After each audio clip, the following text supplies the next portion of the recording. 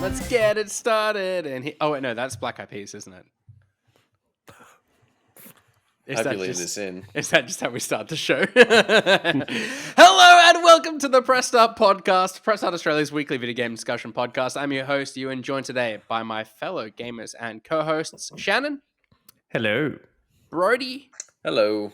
And James. Hello. On the show this week, we're going to be talking about our favorite games of the year so far, as teased last week, and more of the news emerging from the legal proceedings surrounding Activision slash Xbox. Xbox slash Activision-Blizzard merger. Those legal proceedings. But first, Brody, do you think there is enough Banjo and Kazooie fans to warrant a sequel or another Banjo and Kazooie fans?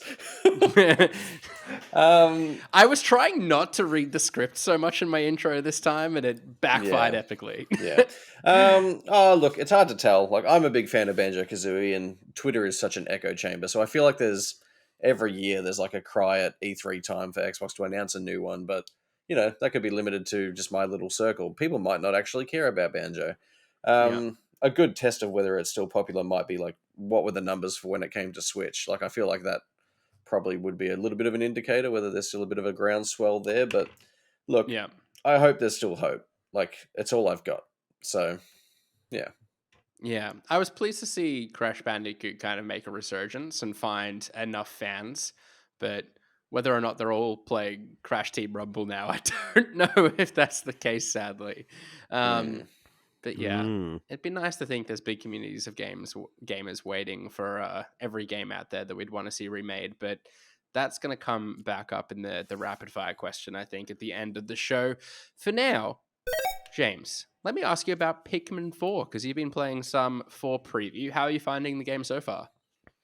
It's good, Yui. It's not like blow my socks off good, but it's good. My socks are still on right now. Socks still firmly. Yeah. Yeah, so like the preview is the first 2 areas of the game, and I think that's a lot of, if anyone played the demo, I think that was mainly the first area of the game, if I'm right or not. Shannon, correct me. First area. Yes. Yeah. Yep. Okay. Good. Well, it's a lot of areas though. Like, it is one area, but yeah, I'm sure you'll touch on it being broken out a bit more. It doesn't feel like one area. Yeah, so like basically, every Pikmin game up until this point has been different in some way. Like the core concept is the same. Like, it's kind of Nintendo's take on a RTS almost. You got to command this big group of Pikmin or Pikmen. I think it's just Pikmin though. And each of the different colors has different abilities and skills and stuff. So you got to like kind of take the right crowd to the right problem per se. Pikmin 1 was like really like hard and timed, and was one of those old games back in the day that everyone kind of wanted them to return to ever since, but they haven't. Pikmin 2 had like randomly generated caves that you could go into to make it a bit more, I guess there's more to it that way. But this one like does a bit of everything. Like, it'll just chuck you in like a big open map, and it will let you do whatever you want. Like, there are some caves to explore, but this time they're actually designed. They're not randomly generated. And there's puzzles inside them, like revolving around the Pikmin and stuff that you take.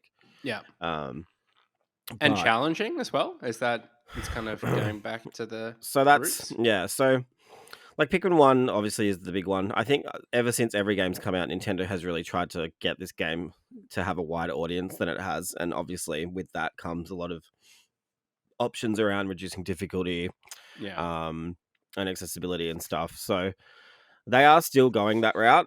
The preview, we can't actually talk about the night stuff in the preview, and that is like, we'll get to that obviously when we talk about the review like later in the month. But in terms of the stuff that's in the preview right now, like, it is quite simple. But a lot of it's that kind of hard thing where there's a lot of quality of life changes. Like, so in the old games, you'd have to kind of run back to a place to pick up your old Pikmin and stuff. And that would obviously, because you want to try and get as much done each day as you can. Yeah. So that would, the game really rewarded you for being efficient. But in this one, like, there's ways to just call the Pikmin back to you from wherever they are on the map and stuff. And that's like a really good quality of life change in one respect. But like in another, it almost makes it too easy. So like, I don't know. like there's so many really good quality of life changes here, and the game genuinely plays the best that Pikmin ever has.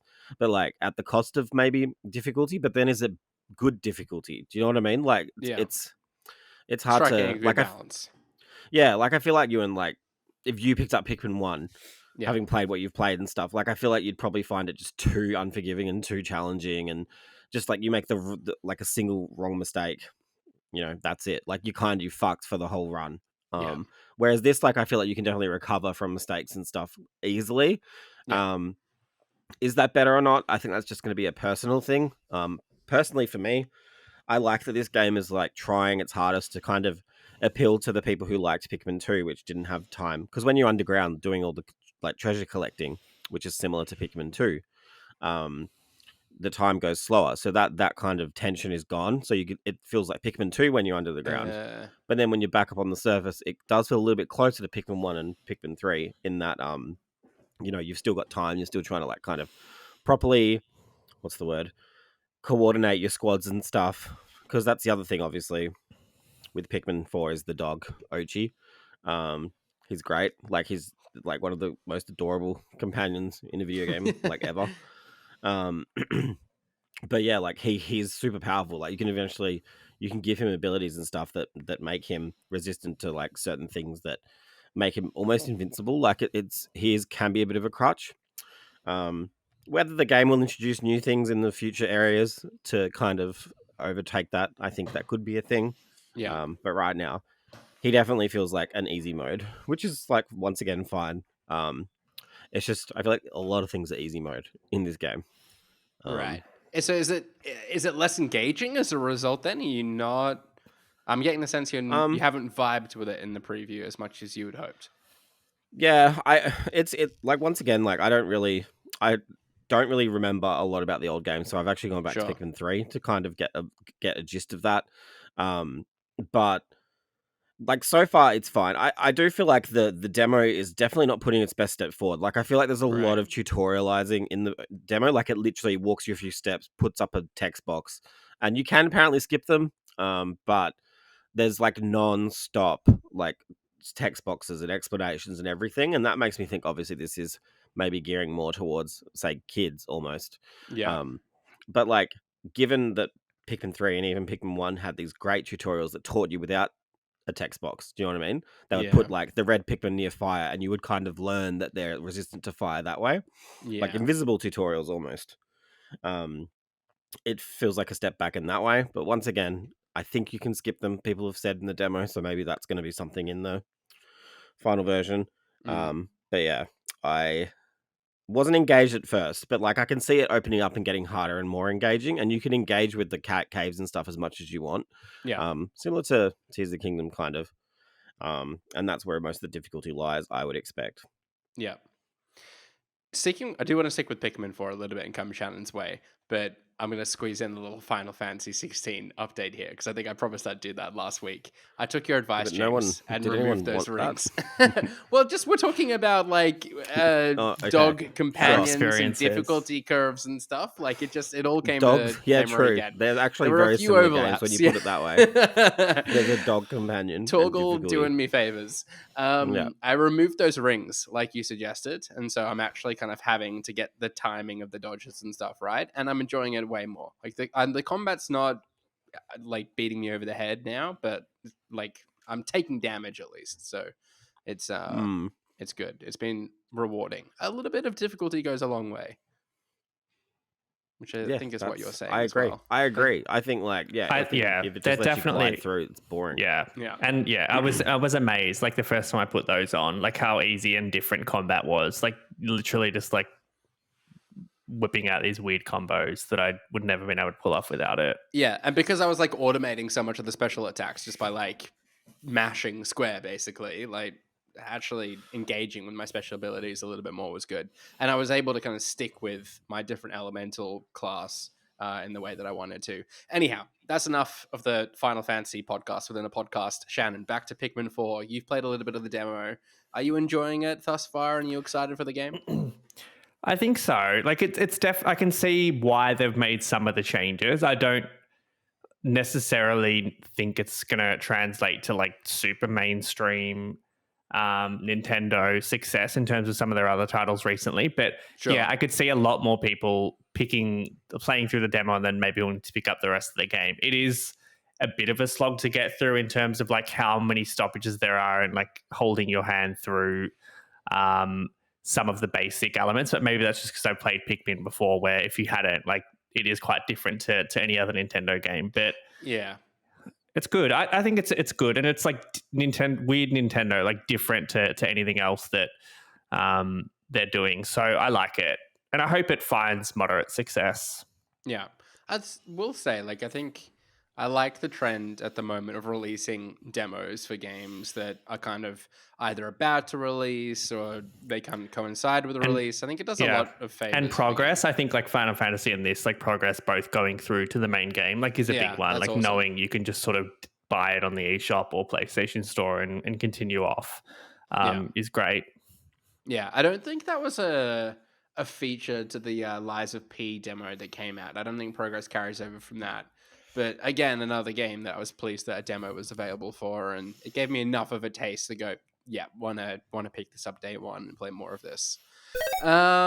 Anyhow, speaking of games we want to play more of, now is time for our Game of the Year so far debate. It is the first episode in July. We've crossed the 6-month mark. I'm eager to hear from each of you what your game is of the year so far, and why. And Brody, perhaps we kick it off with you. One game. What is your game of the year so far? Are you muted? We can't hear you. That is a good point. Suspense I had muted myself. Yeah. Yeah, look, I probably haven't played a lot of the big tentpole ones that will obviously come up in discussion here. Like, haven't really given a lot of time to Zelda, and Final Fantasy is not necessarily my bag. So, my game of the year so far, I would say, is probably going to be Dredge. Reviewed it earlier in the year. It's probably like one of the few indies so far this year that has actually like really grabbed me. It's got a really good vibe, a unique and I don't know, just really refreshing gameplay loop that I just, I gravitated towards. So, yeah, definitely one that I enjoyed a lot. Yeah, Dredge is still like on my list of games to play. I installed it recently. The horror fishing game, right? I'm not confusing with something else. Yeah. Still very much on my list to play. It's not a huge game either, is it? Like, I could kind of knock it off reasonably quickly. It can be. It can be. Okay. Yeah. Oh, if you're going for everything, yeah, I mean, you could. But if you want to just belt through the story, like, you could do it in a weekend. Sorry. Yeah, cool. We're losing you a little bit, Brody, but it's okay. You came back just in the time. I know. James, Dredge, you played a little bit as well. Is it a good call from Brody? Yeah, for me, is. It's a good call for Brody. I don't know what Brody's played, but I can make assumptions, and I think that it is a good call. It'd be one of my. I reckon it'd be my top. I don't want to like be premature here, but like I do think you don't it want is to reveal one of my your favorite list indies so far. Yeah, it's one of my favorite indies this year. It probably is in my top 10, thinking now, but yeah, I liked it. Really good. Yeah. Like it's scary in different ways than I'm used to being scared, if that makes sense. Like it's a weird game, but really good. Like I had nothing but good things to say about it. And like being stuck out there, like in the middle of the thing, and then stuff happens and I don't want to ruin like I will say I've deliberately avoided like knowing too much about the game because I feel like it's one of those that benefits from going into somewhat blind. Because it's fishing and horror, but you don't really know how that kind of manifests, and it's not that's necessarily enough of a in the way where I'm like already intrigued. Yeah, it's not even in a way you think it would almost. But I loved it too. Like I 100%ed it. Which I know I do that for a lot of games, but I actually wanted to for this one, and I did it. So that's the key difference, I think. All right, so no vocal opposition. There's a pretty clear consensus. Dredge is a reasonable pick. James, what's your game of the year so far, and why? I don't know. There's like two obvious ones. I really don't know which way you're going to go on this. I don't know. I don't even know either. I would have said there was three kind of like. What do you think? What do you think? There's three. I don't think Final Fantasy is one of his. If that's what you're thinking.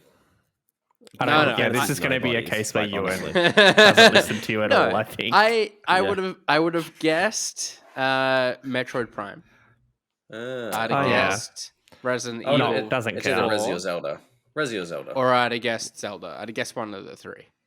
Yeah, so in my mind, Metro doesn't count. Like sorry, Street Fighter it's- as well. It's too similar.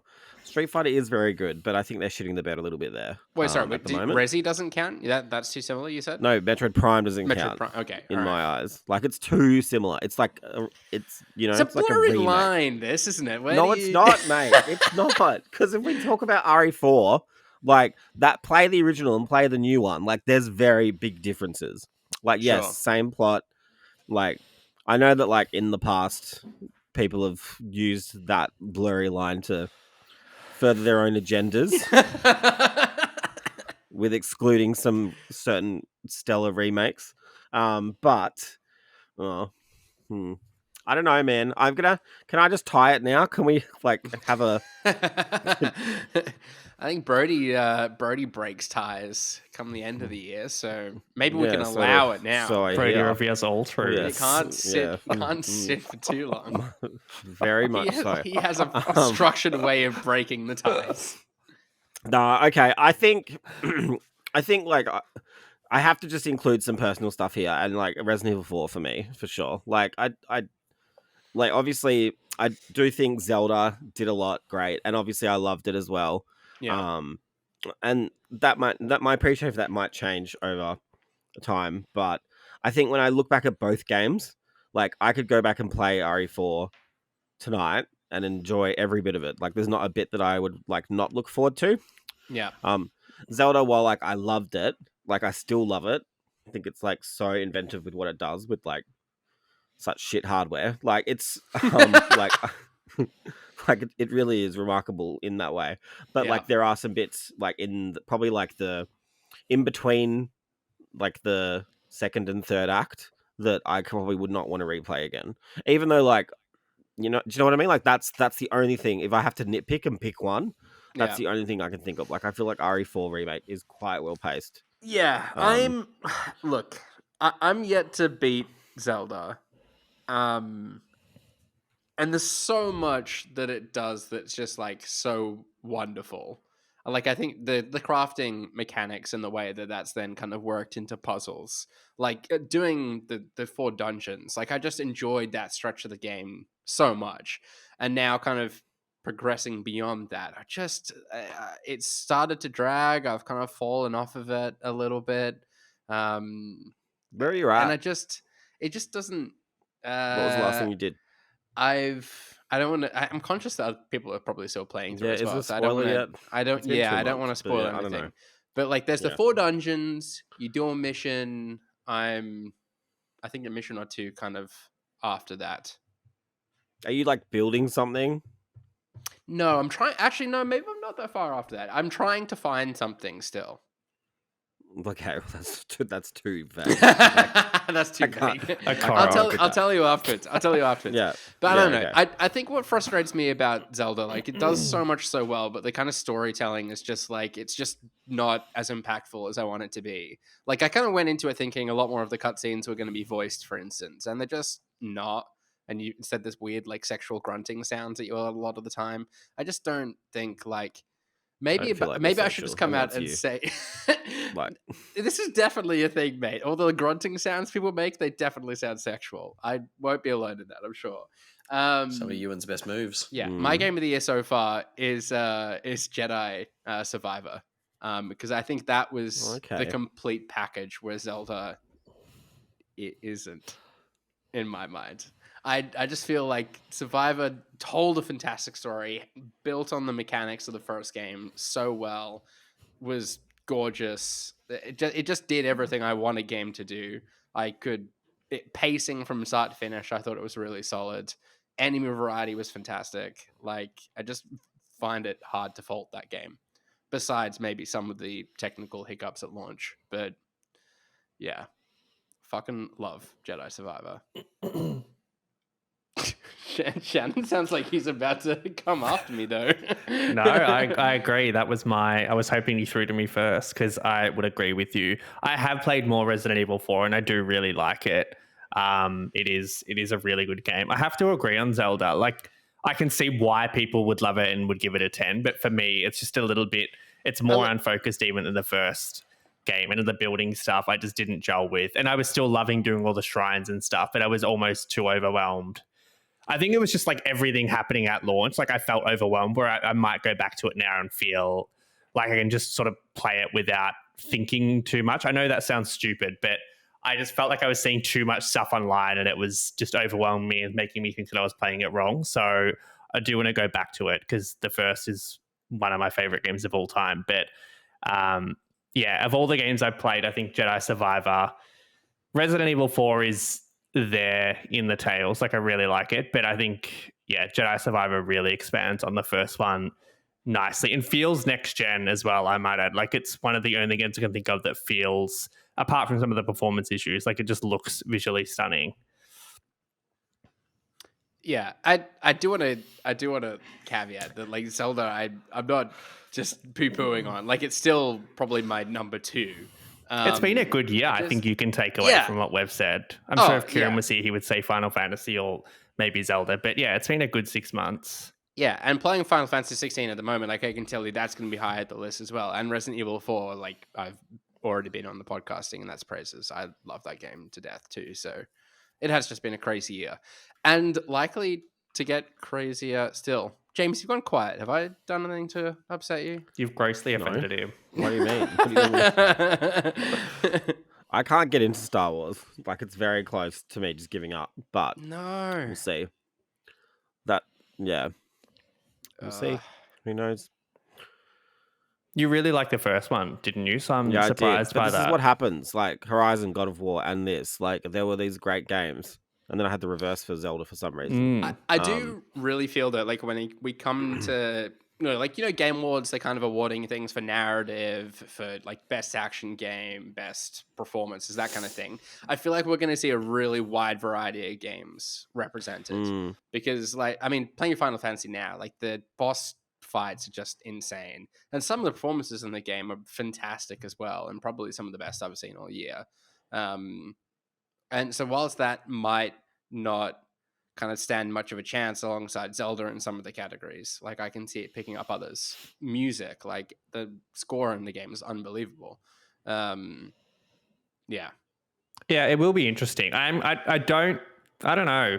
I don't know if I see Zelda clean sweeping as much as it did at the end of the year, just because I do think there's a lot of really good games to come out this year. But I don't know. Maybe I'm wrong on that. Yeah, I mean, we haven't mentioned like Hogwarts Legacy, Diablo 4. Like, there's a stack of high quality games that will come out this year. Hi-Fi Rush, I know, was another one that people loved. I've seen kicking around as a bit of a contender too. So, yeah, plenty of games. Probably no Redfall, Forspoken. They might be a bit quiet. I'm trying to think what else came out this year that got talked about. But cool. I'm eager to check in then as the year progresses. Obviously, much later this year, we'll do our Game of the Year debate, and we'll have Pressad's official list come out. I'm sure we'll react to the award winners at the Game Awards too, but plenty to happen before then. We did mention a console exclusive or two in that discussion, though, and if the Microsoft CEO had his way, maybe console exclusives wouldn't be a thing. Serving evidence, Satya Nadella said he grew up in a company that always believed that software should run on as many platforms as possible. This was some of the evidence that he was giving at the court proceedings surrounding the FTC's block of the Activision Microsoft merger. Brody, I might come to you first. This statement, growing up in a company that always believed the software should run on as many platforms as possible, how do you interpret that? I interpret that as they want to say what they can to get this deal to go through, and that sounds really nice. Like, we want this to be everywhere. But again, I feel like they're probably speaking more to, Windows and the Office suite and stuff like that rather than video game software, because that's generally not been the case for them. Granted, they say it's a exclusives environment that Sony themselves have fostered, which I don't know that I necessarily agree with that either. But yeah, I'd say it's partly lip service to try and sway some judges, but yeah, who knows? He may really not believe in a world of exclusives, and more power to him, I suppose. Yeah, like Shannon, what do you think insight it provides, if anything, into what their strategy is going forward? Are exclusives not going to play as much of a role? I think so. Well, they've already done it with PC. Like they're releasing day and date on PC. But I think we spoke about it last week. Like they believe they've lost the console wars. And I guess if that statement is true and they believe that, then nothing can bring it back, right? Because they've lost. So their next plan would be to release software in as many places as possible. What's hard for them in that way though is I guess if you release Starfield, Halo, and everything else on PlayStation and Nintendo, then you give away even more of that positioning that you have in the market. So, Yeah. there's no way that exclusives are going to go away with any sort of manufacturer, because even if it's not driving console sales, like it's still adding something to your brand that doesn't belong anywhere else, right? So, Yeah. It's huge. Yeah, I kind of like think there's maybe a difference between console exclusives and like platform exclusive, if that's a fair thing to say. Like I think Xbox would still want to have like Xbox Game Pass games that are maybe only available on that as a platform, but Game Pass is then available on everything from an Xbox console to a Samsung TV to your PC to your phone. Like you're not kind Yeah, of tied they're to one Xbox thing. games Yeah. still. Yeah, they're still platform exclusives, just not tied to one particular console. James, what do you reckon? Like, do you think there's still a place for Xbox games to remain Xbox games? Like, kind of. I don't.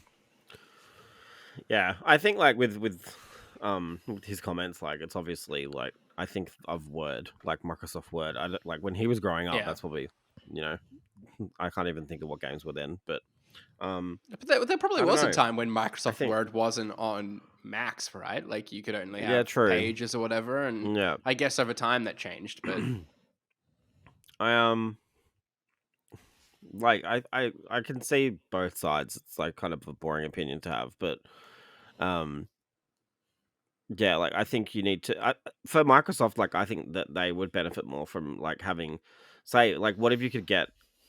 Now I'm thinking of something like, what if you could get Xbox games on PlayStation, but only if you're on Game Pass, like as an example, yeah, like, and then that's a way to get in rather than say releasing 3 different SKUs for Switch, PlayStation, and Xbox. yeah. Um, I just like if struggle to that's see what the day of like PlayStation ever allowing that to allowing happen, that, right? yeah.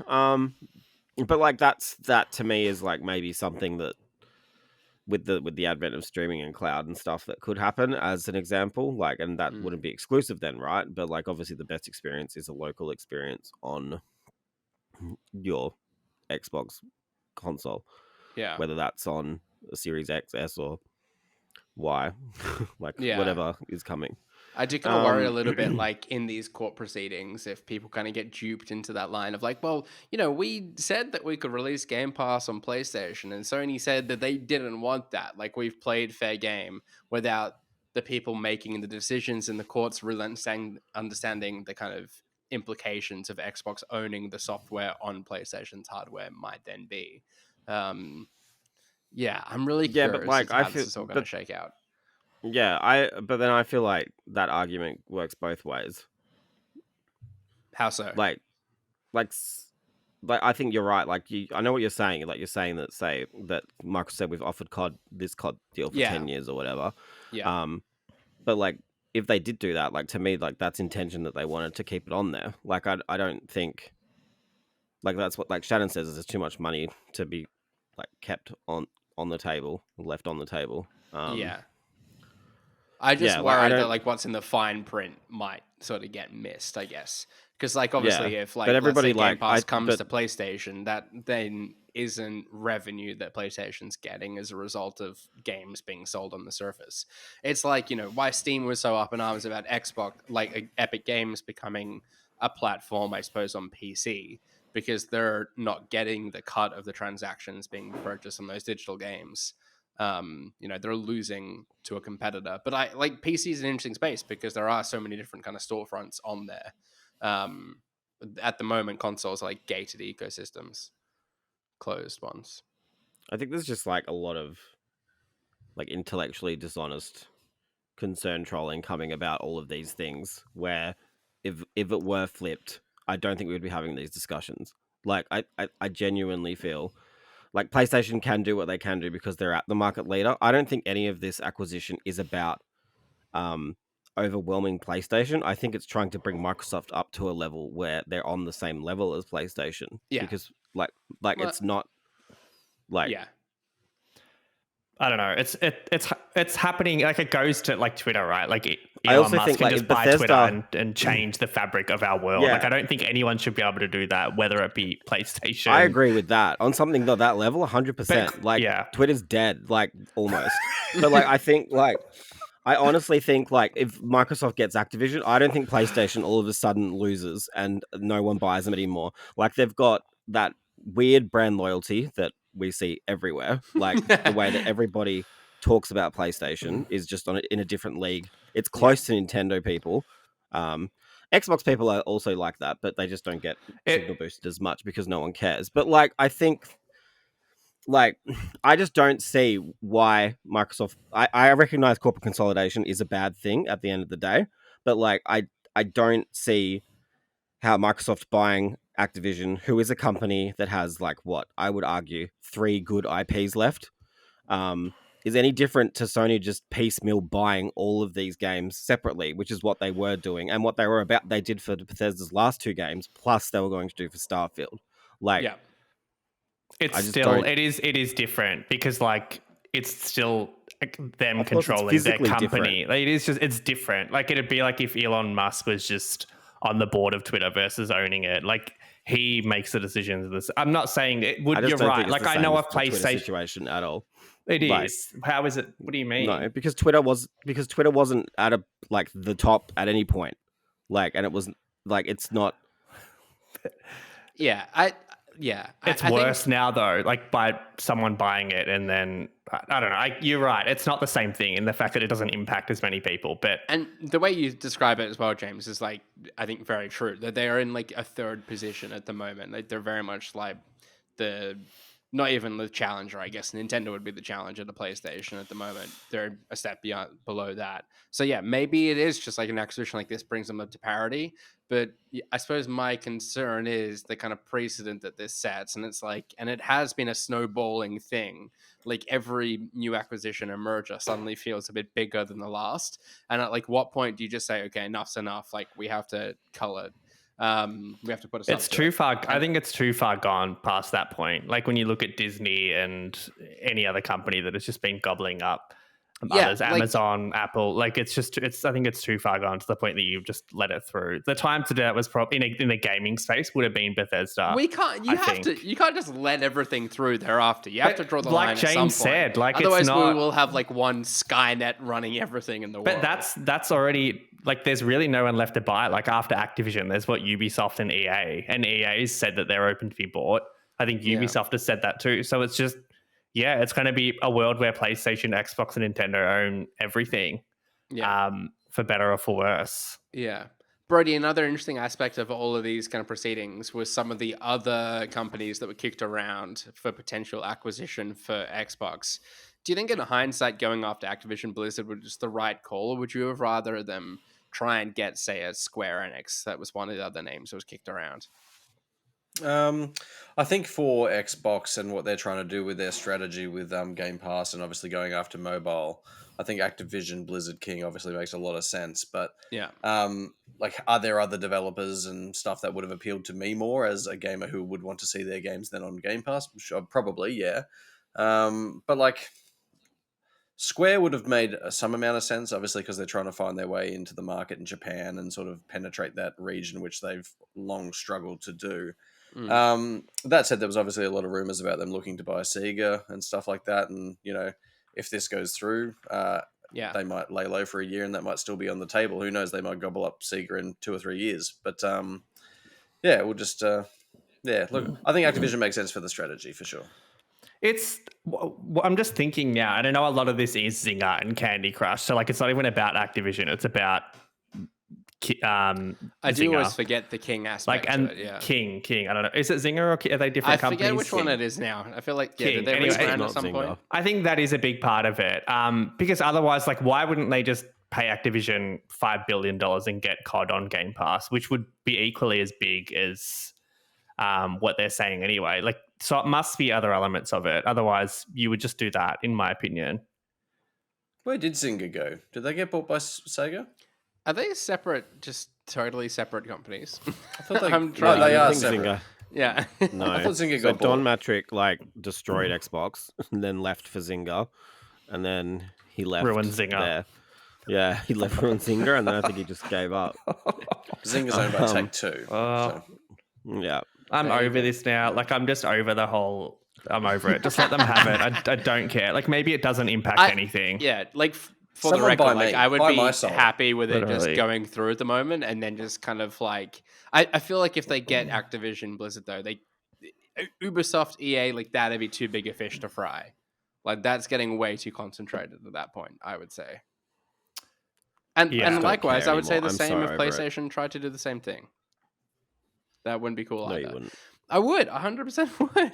They No, you can't wouldn't. afford It's to hard do for it. Sony. I think that's the key It's hard thing. for Sony because Like, they don't have can't the money. afford it. Yeah, they don't. They couldn't go out and Yeah, buy they don't Ubisoft have the or cash EA. reserves. This is chump Same way. change for Microsoft. Yeah. But good Literally. credit to them.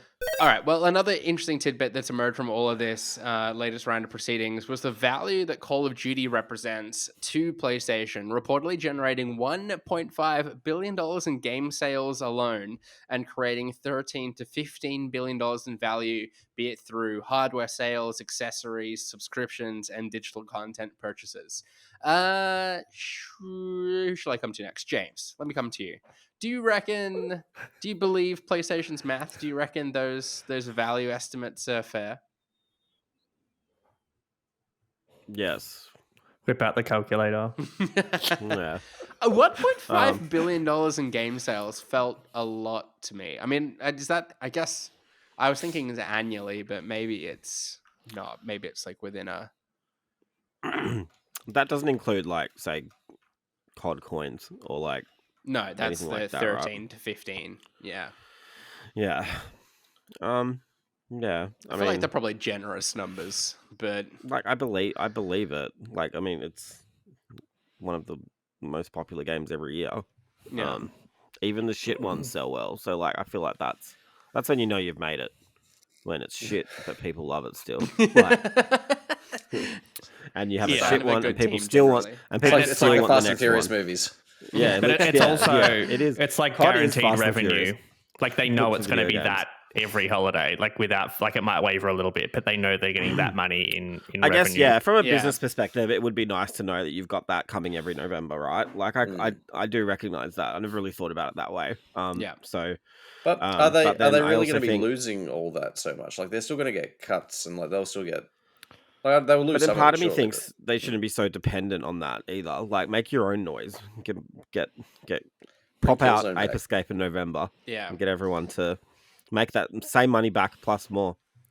It's true though. It does like it's made me get an appreciation for just like how much these third party releases do matter for a console though, because like so many people just play Call of Duty, right? Or so many people just play FIFA, and often the times they want to do that with their friends, which means a PlayStation Plus subscription. So cool, there's $100 you get straight to the bank every year from that player playing Call of Duty or FIFA every year. Yeah, and like I guess there's like licensed headsets and stuff they get a cut from too that people buy to play these multiplayer games. So there's a lot more value there than I was kind of necessarily thinking. Call me off guard. I still think like actually don't worry, it's fine. Move on. It's a hard like Twitter again. Like I don't think say that they did make Call of Duty exclusive on Xbox after 5 years or whatever. Like I don't think Xbox instantly gets a million new 10 whatever the number is, like 10 million new gamers overnight. Like I think people will just probably stop playing COD a lot of people would just stop playing COD, right? You reckon, like, if COD just became like an Xbox exclusive the next Like day? a lot of people would go over, but not every person would go over. I think like some people would just stop playing or find a new shooter or something. Maybe like We day just have to one, put it but I into, feel like a like- year or two down the line, and that audience has come over Oh, again. maybe. Well, then they should make it exclusive then, if that's going to happen. Like, why wouldn't you? Yeah. Well, Well, maybe that's they're the prepared point. to wait 10 Isn't that years. what we're like? Yeah, I don't know. I put it if we put it into terms like I can understand. Like if Capcom went PS5 exclusive, no, not even that. Let's say they went Nvidia Shield exclusive. Like I would buy an Nvidia Shield straight away to get my next Capcom to come get out Resi 9. Tomorrow, they're Yeah. like, we're only releasing games on A and Neo devices from now Yeah. on. Oh my god. Yeah. Don't. That's triggering to me. But like, I think, yeah, I don't know.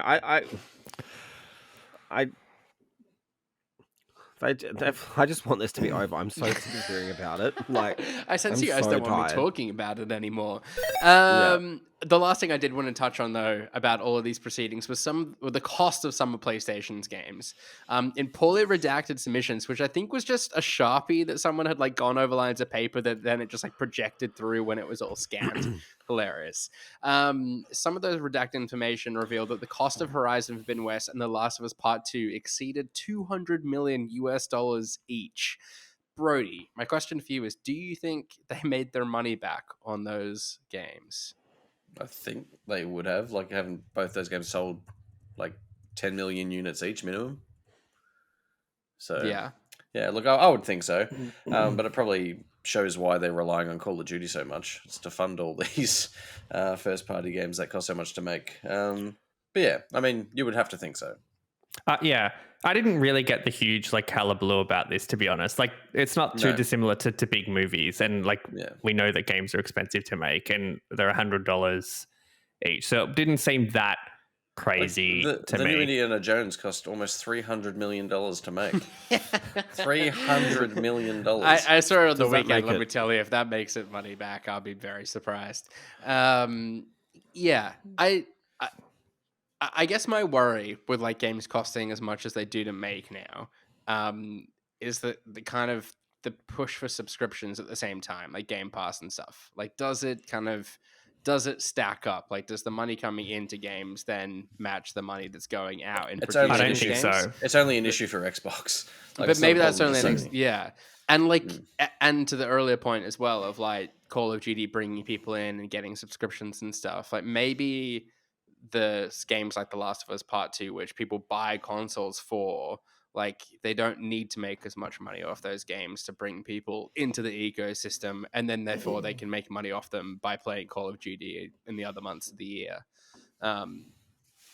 Yeah, I think this whole thing's been fascinating for like understanding the economics of game publishing. It surprised me that Horizon cost more than The Last of Us, if I remember correctly. I know that Horizon's like a bigger game and open world, and next gen, but yeah, I would just think that I'm pretty sure it was like 10 or 20 million more than The Last of Us. 220 or something. Yeah, Because you would have thought a lot of the framework would be there as well, so they wouldn't have had to, I don't know, reinvent it entirely. But it did take like 6 or 7 years though. So A lot of this is marketing though as well. Like I think people forget that it's not just paying staff.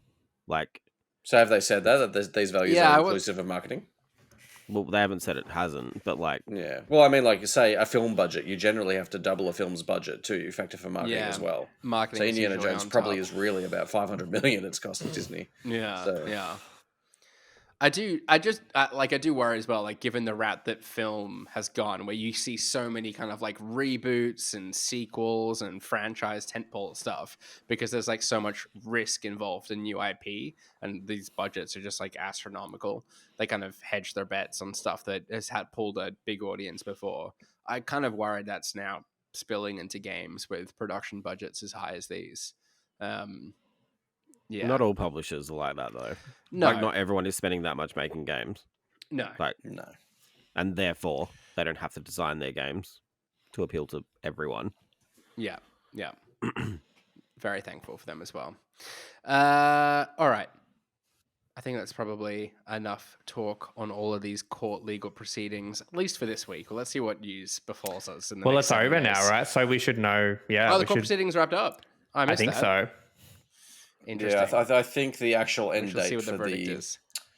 the end date for the judgment or the what's the word?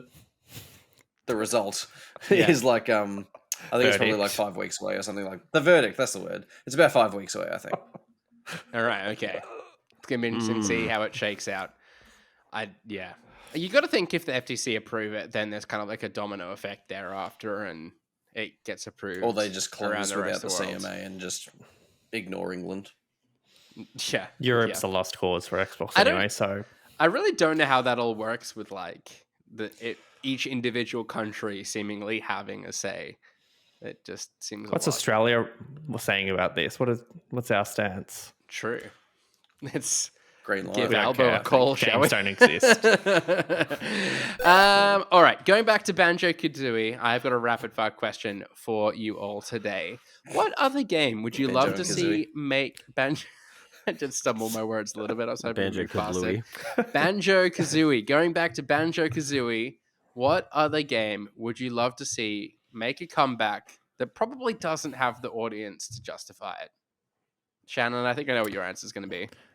No, I was going to say that, but then thinking about what we just spoke about, I think it's Jack and Daxter. Like thinking logically about, like, I guess what The Last of Us cost to make 200 million. Like, I'd love to see a Jack and Daxter game that's next gen, but I can't see it making back its money based on those costs. So that's sad.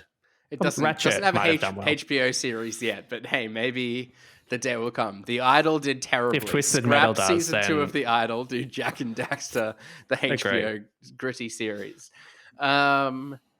James, what's your answer? Perfect Dark.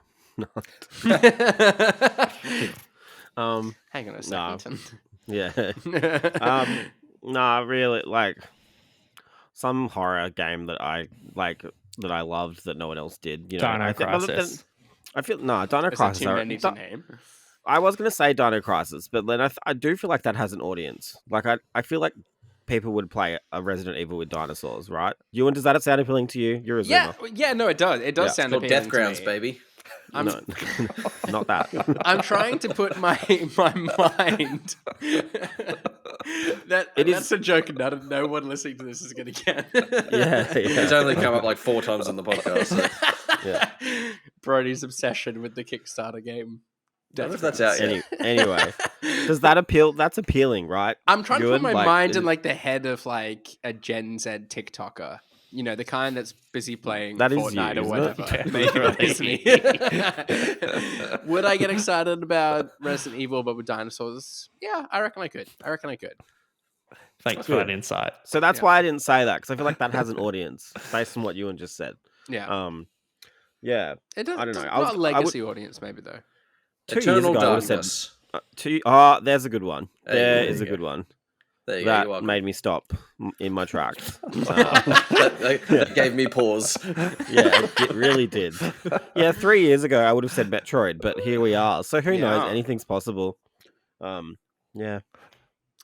My answer to my own question would be Mirror's Edge. I would love to see, forget Catalyst, like original Mirror's Edge, just kind of nice linear game, all about the parkour and weird kind of Swedish minimalism. I'd be all about that. Weird Swedish minimalism. What does that mean? It just had really cool Was it architecture inherently and art Swedish? direction, and I never played it. And was like, Dice this is so Swedish. Dice is Like- Swedish, aren't they? I'm not. Right. I hope they are. They are. They trademarked. Not that makes it any more okay. I don't know.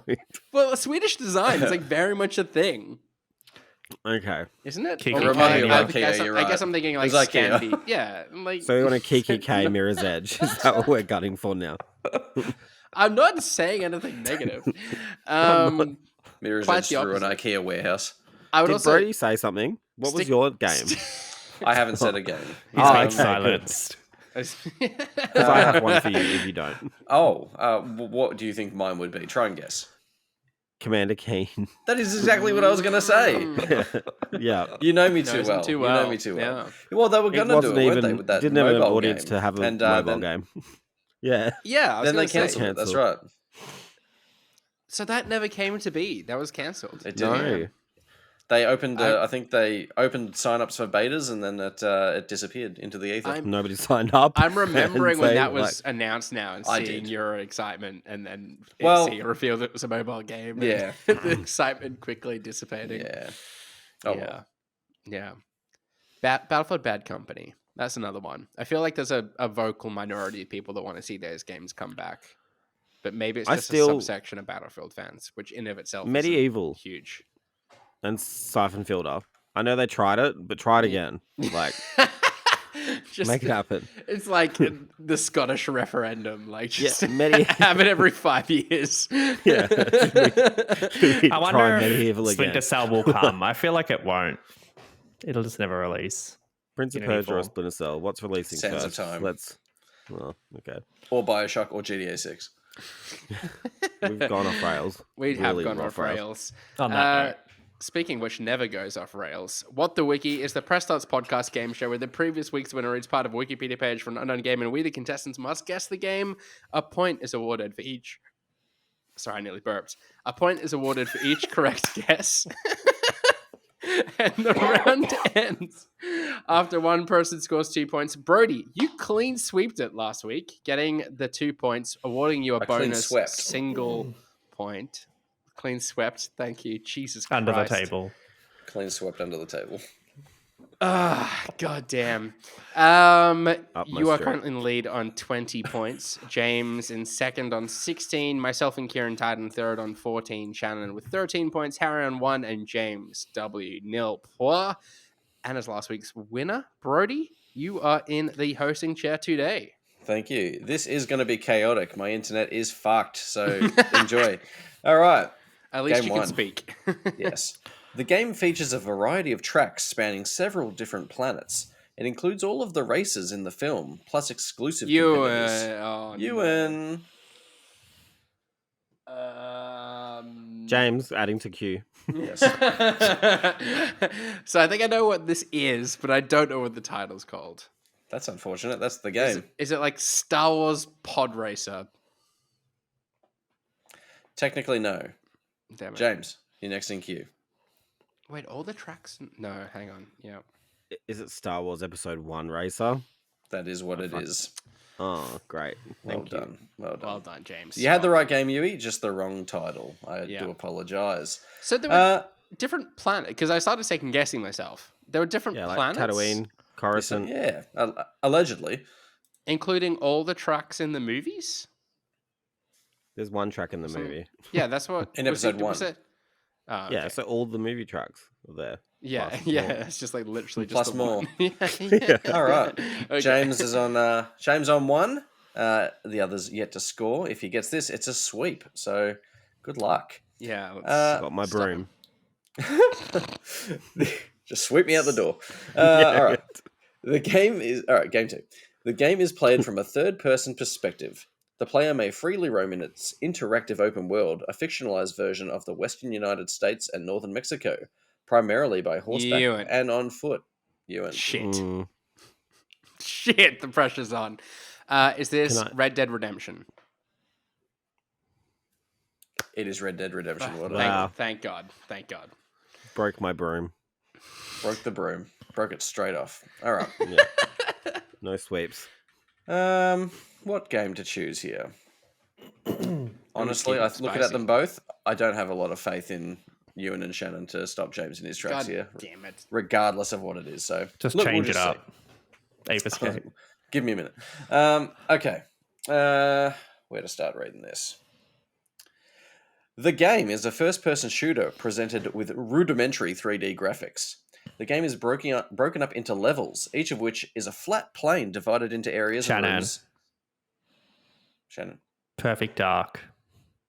We literally had Perfect Dark like I last know, week. but didn't we? that sounds the same. No, it's not Perfect Dark. Well, so far, he's described every shooter ever.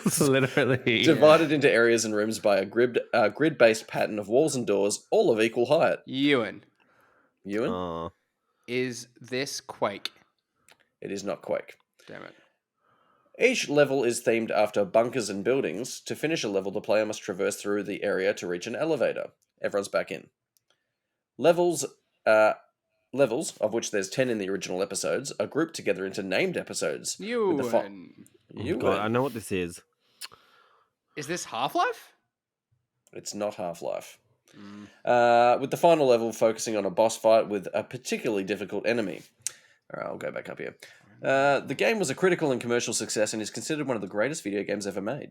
It garnered numerous awards and sold over 250,000 copies by the end of 1995. It has been termed the grandfather of 3D shooters. Shannon. Shannon. Duke Nukem. What the fuck? No. Ewan. Can I buzz back in? I'm just gonna I guess. think- yes, Rattle you I was through going to them say all. something else, and I really hope it's not. Is it Doom? It is not Doom. Fuck. There's What like- is shit. this game? There's like one Can I be left. back in? Shannon. Let's just go on. Why not? James. Oh no. Wolfenstein. Return. Oh, no. Ewan. Return No, to I Castle was next. Wolfenstein. Wolfenstein 2. I think James is in queue. God damn it.